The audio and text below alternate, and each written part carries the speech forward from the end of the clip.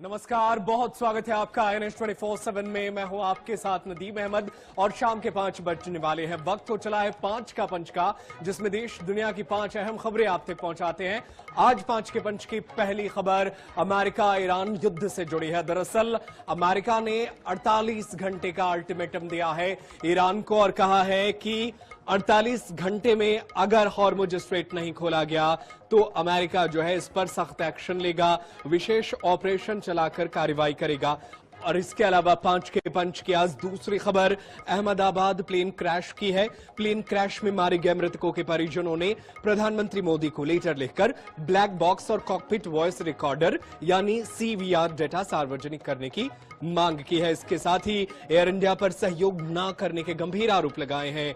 इसके साथ ही खबरों में आगे बढ़ेंगे और तीसरी खबर का रुख करेंगे। तीसरी खबर अनूपपुर से है, जहां शनिवार को 4 मंजिला अग्रवाल लॉज की बिल्डिंग गिर गई, जिसमें 3 लोगों की मौत हो गई है जबकि 3 लोग घायल हैं। इसके अलावा 5 के पंच की चौथी खबर अंबिकापुर से है, जहां महिला से निर्भया जैसी वारदात को लेकर पूर्व डिप्टी CM TS सिंहदेव ने फांसी की मांग की है। इतना ही नहीं, महिला कांग्रेस ने सड़क पर उतरकर विरोध प्रदर्शन किया है।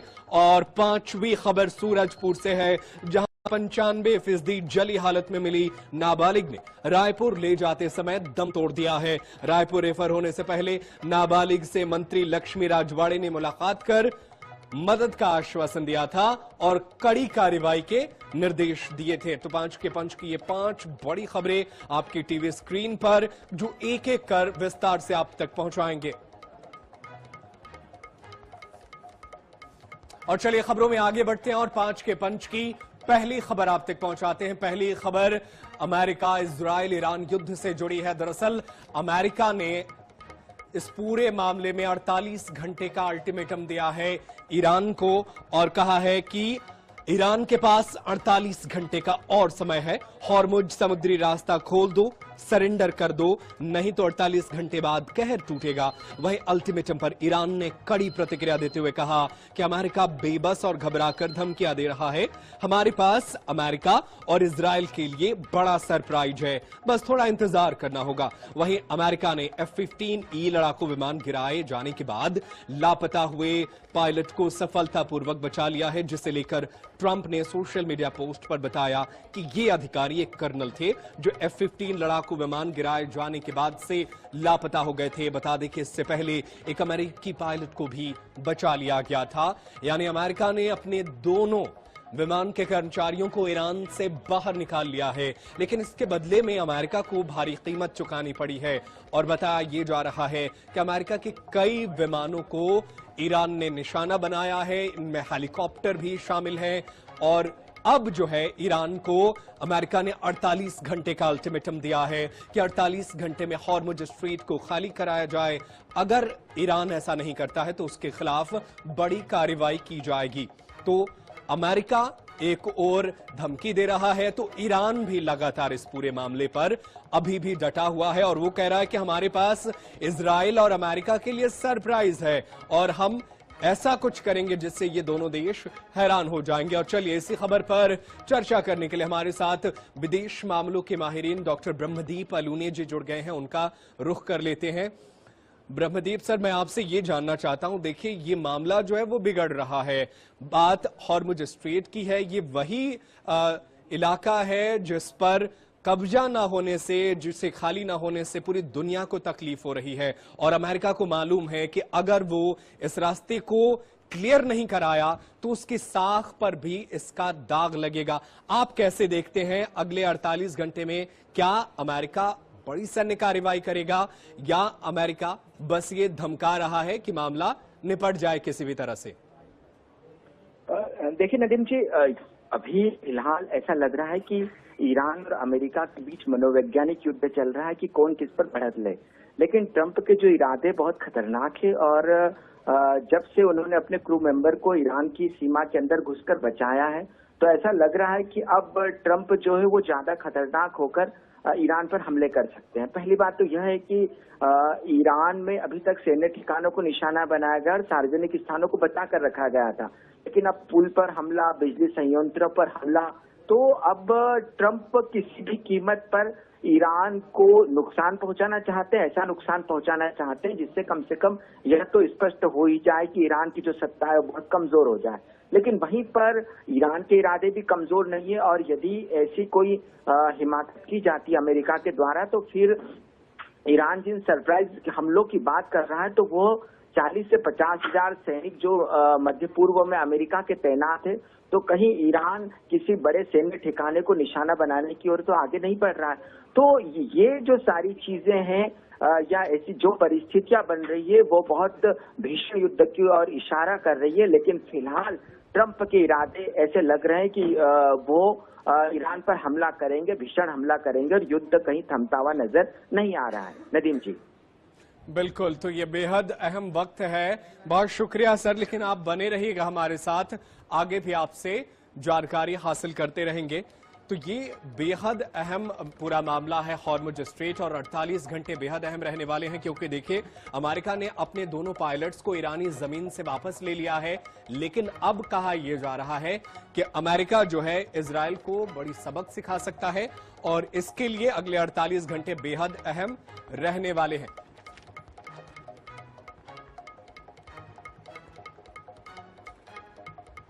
और चलिए खबरों में आगे बढ़ते हैं और 5 के पंच की दूसरी खबर का रुख करते हैं। दूसरी खबर अहमदाबाद प्लेन क्रैश से जुड़ी है। दरअसल इस क्रैश से प्रभावित 30 परिवारों ने अब इस पूरे मामले में प्रधानमंत्री मोदी को खत लिखा है। दरअसल आपको बता दें कि शनिवार को प्रधानमंत्री मोदी को यह लेटर लिखा गया है। पीड़ित परिवारों ने प्रधानमंत्री से फ्लाइट का ब्लैक बॉक्स और कॉकपिट वॉइस रिकॉर्डर यानी सीवीआर डेटा सार्वजनिक करने की मांग की है। परिजनों का कहना है कि कॉकपिट वॉइस रिकॉर्डर यानी सीवीआर डेटा सार्वजनिक करने की मांग जरूरी है। हमें सच्चाई जाननी है। हम जानना चाहते हैं कि हादसा क्यों हुआ और इसमें क्यों तकनीकी खराबी थी। अगर ब्लैक बॉक्स डेटा सार्वजनिक नहीं किया जा सकता तो कम से कम इसे निजी तौर पर परिवारों के साथ साझा किया जाए।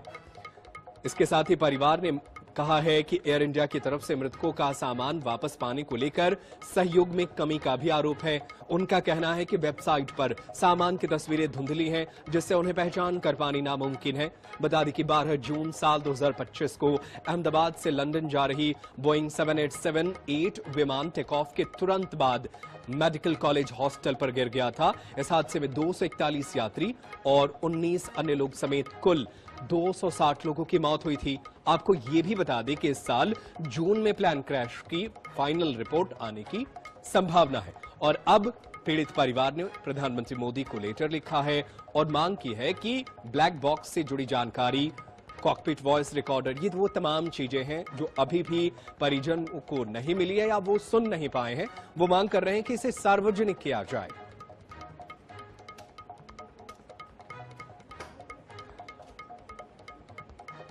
और चलिए इसी खबर पर चर्चा करने के लिए हमारे साथ ब्रह्मदीप अलूने जी जुड़े हुए हैं, उनका रुख कर लेते हैं। सर देखिए, ये बेहद अहम चीज है कि 30 पीड़ित परिवार प्रधानमंत्री को अब खत लिख रहे हैं। आप इसको कैसे देखते हैं, और क्या ब्लैक बॉक्स और कॉकपिट वॉइस रिकॉर्डर, अगर ये चीजें हुई हैं उस जहाज में, तो इसे सार्वजनिक करने में क्यों दिक्कतें आ रही हैं? आप इसको कैसे देखते हैं? देखिए जी, आपको याद है और हम सब इस बात को जानते हैं कि पिछले जून में जो एयरक्राफ्ट जो एयर इंडिया का विमान गिरा था जिसमें 2 लोग मारे गए थे, तो यह भारतीय इतिहास की बहुत बड़ी घटना थी। और सबसे बड़ी बात है कि जब भी कोई विमान दुर्घटना होती है तो उसके जो कारण है वो ब्लैक बॉक्स डेटा से ही पता चलते हैं, क्योंकि वो एक ऐसा सबूत होता है जो विमान दुर्घटना के कारणों का पता चलता है।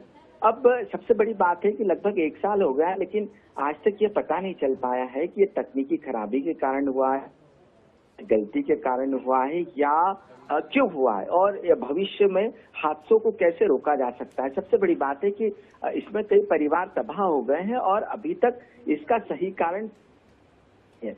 तो न केवल परिवार की मांग जायज है, लेकिन यह भी हमारी एविएशन डिपार्टमेंट के लिए भी जरूरी है कि वो दुर्घटना के कारणों को लोगों के सामने लाए, सुधार हो सके और भविष्य में सटीक जानकारियां भी मिल सके।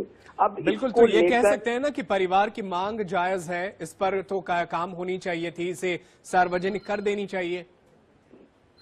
अधिकार है, यदि जिनके परिवार गए हैं, जो बहुत सारे परिवार तबाह हो गए, तो ये उनका अधिकार है और सरकार को इस मामले में विचार करना चाहिए। निश्चित तौर पर प्रधानमंत्री जी को डिपार्टमेंट पर इसका दबाव बढ़ेगा और जो ब्लैक बॉक्स डेटा है वो निश्चित तौर पर सामने आएगा और आना ही चाहिए, क्योंकि इससे न केवल सटीक जानकारियां भविष्य में भारत विमानन इतिहास में ऐसी दुर्घटनाएं फिर से न हो, यह भी सुनिश्चित हो पाएगा।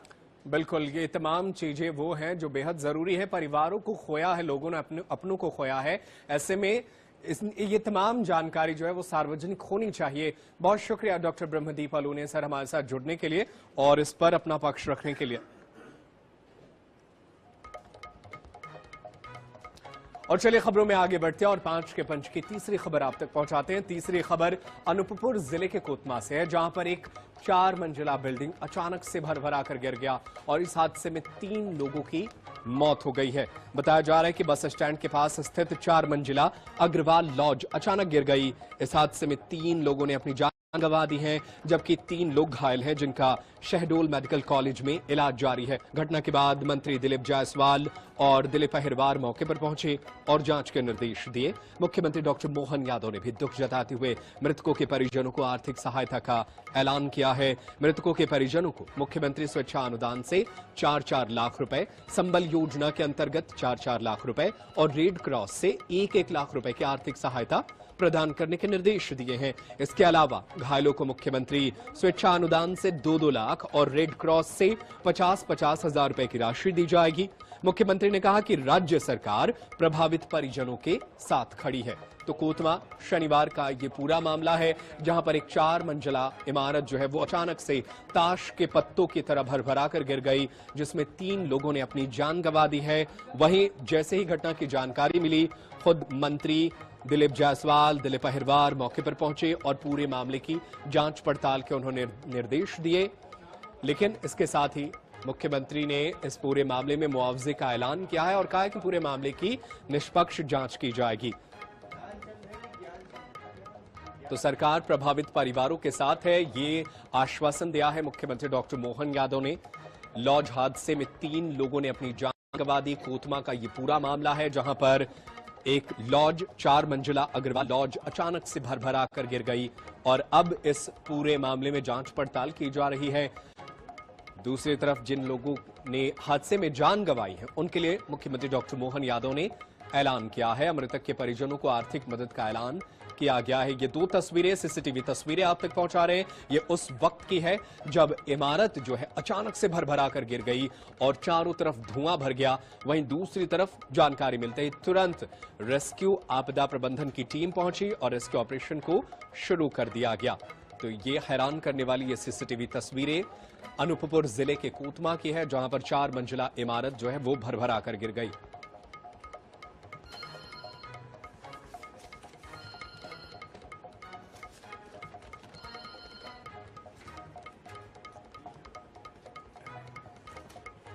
और चलिए इसी खबर पर ज्यादा जानकारी के लिए हम अपने सहयोगी का रुख कर लेते हैं।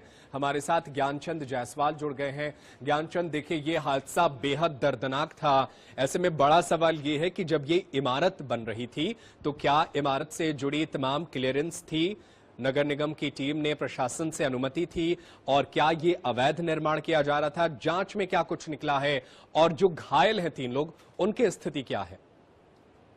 सर, जो 3 लोग घायल हैं उनको सर मेडिकल कॉलेज शहडोल में भर्ती कराया गया है और उनका इलाज जारी है। सर, नगर पालिका प्रशासन के पास कोई जानकारी नहीं है कि जो नया निर्माण हो रहा था, सर क्योंकि इलाज जो लगभग 10 साल पुराना है, उसी के बगल में एक नया निर्माण गर्ग जी कर रहे थे, जो लगभग 10 से 12 फीट गड्ढा कोड़े थे। उस वक्त पानी भर गया। पानी भरने की वजह से वो अग्रवाल लॉज जो है अचानक से गिर गया। उस पर सर अभी तक जो है 6 लोगों की जानकारी लगी है, जिसमें 5 लोगों की कल लग गई थी, जिसमें 2 लोग मृत थे और 3 घायल थे। और आज एक महिला की डेड बॉडी मिली है, वो भी कुल मिला के 6 में से 3 लोगों की मौत हो चुकी है। और वहां पर जिला प्रशासन से लेकर एसीसीएल की सारी रेस्क्यू टीम काम कर रही है। वहां पर हमारे कलेक्टर, एसपी और मंत्री दिलीप जायसवाल जी, प्रभारी मंत्री दिलीप अहिरवार जी और कमिश्नर मैडम स्वयं बैठकर पूरे घटनाक्रम को अपने निरीक्षण में करा रहे हैं। ज्ञानचंद, सवाल मेरा ये है कि पुलिस ने किन लोगों के खिलाफ मामला दर्ज किया है, क्या कुछ कार्रवाई कर रही है? आज के मालिक हैं अग्रवाल लाज के, उनके खिलाफ, और जो बगल में गर्ग जी का मकान, नया मकान बना रहे थे, उनके खिलाफ, इन दोनों के खिलाफ जो है गैर आतन हत्या का मामला दर्ज किया गया है। बिल्कुल, कोई गिरफ्तारी हुई है इस पूरे मामले में? देखिए 3 लोगों की जान गई है। सर अभी तक तो गिरफ्तारी नहीं हो पाई है, लेकिन 2 लोगों के खिलाफ मुकदमा कायम किया गया है, जिनका लाज था अग्रवाल लाज, और जो एक गर्ग जी जो बगल में मकान बना रहे थे। बहुत शुक्रिया ज्ञानचंद, तमाम जानकारी के लिए। आप नजर बनाए रखिएगा इस खबर पर, आगे भी आपसे जानकारी हासिल करते रहेंगे और अपने दर्शकों को अपडेट करते रहेंगे। तो ये हैरान करने वाला मामला अनूपपुर जिले के कोतमा से सामने आया, जहां पर 4 मंजिला इमारत जो है वो अचानक से भरभरा कर गिर गई और इस पूरे हादसे में 3 लोगों ने अपनी जान गंवा दी है।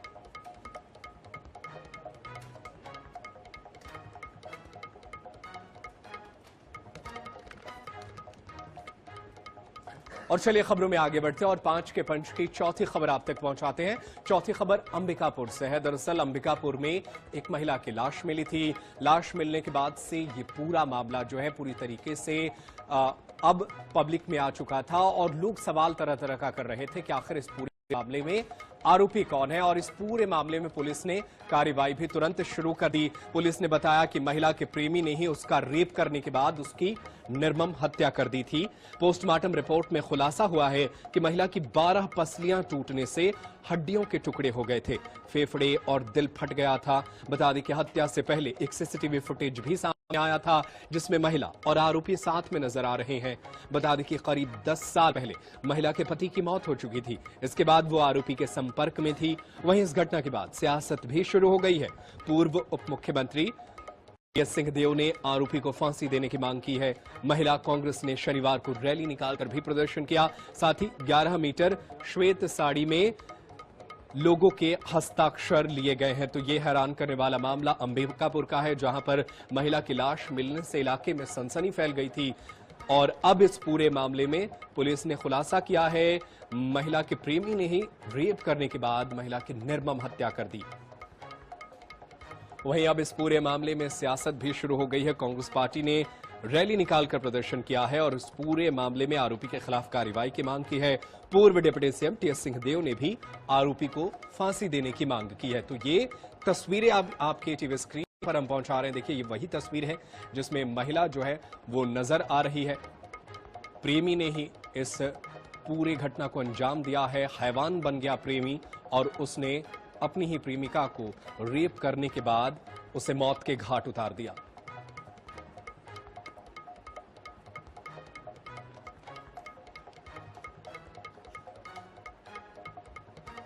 तो ये अंबिकापुर की तस्वीरें आप तक पहुंचा रहे, जहां पर 3 अप्रैल को कोतवाली थाना क्षेत्र में एक महिला की लाश मिलने के बाद से हड़कंप मच गया था और अब पुलिस प्रशासन की टीम ने इस पूरे मामले में कार्रवाई करते हुए खुलासा किया है और महिला के प्रेमी ने ही इस घटना को अंजाम दिया है, ये खुलासा किया है। और चलिए इसी खबर पर ज्यादा जानकारी हासिल करते हैं। हमारे साथ हमारे सहयोगी संतोष कश्यप अंबिकापुर से लाइव जुड़ गए हैं। संतोष, देखिए बेहद हैरान करने वाला मामला है और पोस्टमार्टम रिपोर्ट में जो खुलासा हुआ है वो अपने आप में रोंगटे खड़ा करने वाला है। लेकिन सवाल ये है कि अब इस पूरे मामले में पुलिस आगे और क्या कुछ कार्रवाई कर रही है? क्या इसमें और भी लोग शामिल थे या सिर्फ महिला का प्रेमी ही मुख्य आरोपी है और उसी ने इस पूरी घटना को अंजाम दिया है? पुलिस प्रशासन की क्या कुछ बता रही है इस पूरे मामले पर? बिल्कुल, देखिए 3 अप्रैल के पूरा मामला है। महामाया प्रवेश द्वार, महामाया मंदिर जो सरगुजा की आराध्य देवी मां महामाया है, उनके द्वार पर एक महिला का शव मिला था और जिसके बाद ये अंदेशा लगाया जा रहा था कि ये पूरा हत्या का मामला है। लेकिन जब पुलिस वहां पर पहुंची तो अन्य सामग्री जो थे वो पुलिस को बरामद हुए। उसके बाद से ही ये अनुमान लगाया जा रहा था कि जो महिला है, महिला के साथ काफी दरिंदगी और बर्बरतापूर्व वहां पर पर जो कृत्य है वो किए गए हैं, उसके बाद से ही ये जो मामला है वो काफी हाईलाइट हुआ। और इत्तेफाक की बात ये भी है कि पुलिस, हालांकि जहां एक और पुलिस के गश्त पे सवाल भी खड़े हो रहे थे कि आखिर देर रात जब महिला जब तड़पड़ाते, जब रात भर जब महिला वहां पर पड़ी रही तो आखिर जो पुलिस थे वो कहाँ थे, चौक चौराहों पे जो पुलिस की ड्यूटी लगती है वो कहाँ थे, वो पुलिस गश्त पे भी सवाल खड़े हो रहे थे। और इसी बीच जो पूर्व डिप्टी सीएम टी.एस. सिंहदेव हैं, उन्होंने भी एक सोशल मीडिया पोस्ट किया और इस हत्याकांड को निर्भया हत्याकांड से जोड़कर बताया। तो कहीं ना कहीं जो हत्याकांड था वो सरगुजा को काफी शर्मसार करने वाला था। वो हालांकि दूसरी ओर अगर हम देखें तो जो पुलिस है वो अपराधी की खोजबीन जरूर कर रही है, लेकिन उसके साथ ही एक सीसीटीवी फुटेज भी अपराधी का है जो सामने आया है। एक सीसीटीवी फुटेज में जो आरोपी, जो महिला का जो प्रेमी है, वो बताया जा रहा है जो देर रात घटना की जो रात थी, उस रात पे वो महिला उस अपने प्रेमी के साथ सीसीटीवी फुटेज में जाती हुई दिख रही है। वहीं दूसरा सीसीटीवी फुटेज भी एक आया है, जो आरोपी है, जो प्रेमी महिला का था, वो रेलवे स्टेशन पर घूमते हुए देखा गया है। तो कहीं ना कहीं अंदेशा भी लगाया जा रहा है कि जो आरोपी है इस हत्याकांड और इस कांड को अंजाम देने के बाद ट्रेन से कहीं बाहर भाग गया है। हालांकि पुलिस इस पूरे मामले में जांच विवेचना जरूर कर रही है, लेकिन दूसरी ओर अगर हम बात करें तो इस पूरे मामले को लेकर सियासत भी तेज हो गई है। टी.एस. सिंहदेव के बयान आने के बाद जो महिला कांग्रेस के लोग हैं उन्होंने हस्ताक्षर अभियान चलाया है और महिला को न्याय दिलाने की मांग की है। साथ ही टी.एस. सिंहदेव ने भी इस जो हत्याकांड है, जो जिसे निर्भया कांड की तरह बताया जा रहा है, उसके लिए जो आरोपी है उसको फांसी देने की मांग की है। और अब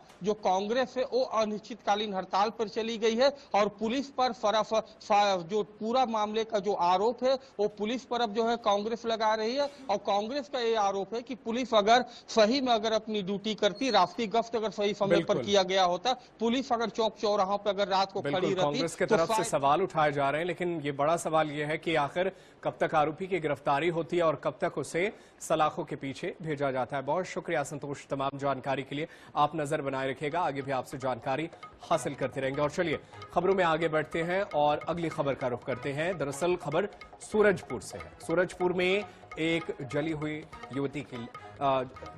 युवती जो है वो मिली थी, जिसे रायपुर रेफर किया गया था, लेकिन रास्ते में ही बताया जा रहा है कि युवती की मौत हो गई है। दरअसल सूरजपुर में पासंग नाले के पास शनिवार को एक नाबालिग 95% जली हुई हालत में मिली थी। रविवार को मंत्री लक्ष्मी राजवाड़े ने पीड़ित नाबालिग के घर जाकर उनसे मुलाकात की और हर संभव मदद का भरोसा दिया था। राजवाड़े ने नाबालिग को एम्बुलेंस से रायपुर भेजने और आरोपियों पर सख्त कार्रवाई के निर्देश भी दिए थे, लेकिन नाबालिग ने रायपुर ले जाते समय रास्ते में ही दम तोड़ दिया। बता दें कि नाबालिग को राहगीरों की सूचना पर पुलिस ने अस्पताल पहुंचाया था। घटना की वजह का अभी खुलासा नहीं हुआ है। तो ये मामला सूरजपुर का है, जहां पर एक नाबालिग जो है जली हुई अवस्था में मिली थी, जिसे तुरंत डॉक्टरों ने रायपुर रेफर कर दिया, लेकिन आधे रास्ते में ही नाबालिग की मौत हो गई। दरअसल बताया ये जा रहा है कि नाबालिग 95% तक जली हुई हालत में थी। उसे बचाने की पूरी कोशिश की गई। गोरखनाथपुर में आपके लड़की वाला जी घटना घटा है, तो उसको तो हॉस्पिटल ले गए हैं। जी उसको रायपुर रेफर कर दिए हैं। तो कुछ यहाँ पे मैं बैठी हुई हूँ, परिवार घर में आई हुई हूँ, तो बता रहे हैं कुछ क्लू मिल रहा है। तो मैम जैसे बता दे, इनके बयान पे ही अपना डिपेंड बोल दे तो टीआई को बता दे। तो काफी सारी बातें खुल के आ रही हैं, मुझे लगता है हम लोग को पकड़ के चार्ज कर देंगे तो निकल जाएगा। तो मेरे ख्याल से होगा भी वहीं पे। यहीं पे है।